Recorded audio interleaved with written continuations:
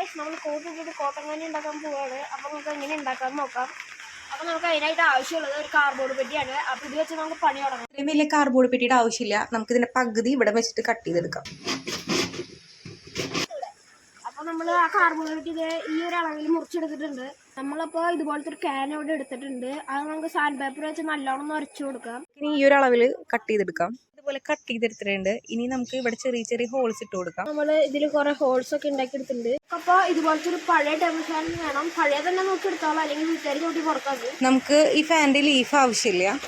അളവിൽ നമുക്ക് കാർഡ്ബോർഡ് പെട്ടിയിൽ ഹോൾ ഇട്ട് കൊടുക്കാം. നമ്മൾ ഈ കാർഡ്ബോർഡ് പെട്ടിയിൽ ഹോൾ ഉണ്ടാക്കിയിട്ടുണ്ടെങ്കിൽ നമുക്കിത് ഫിക്സ് ചെയ്ത് വെക്കാം.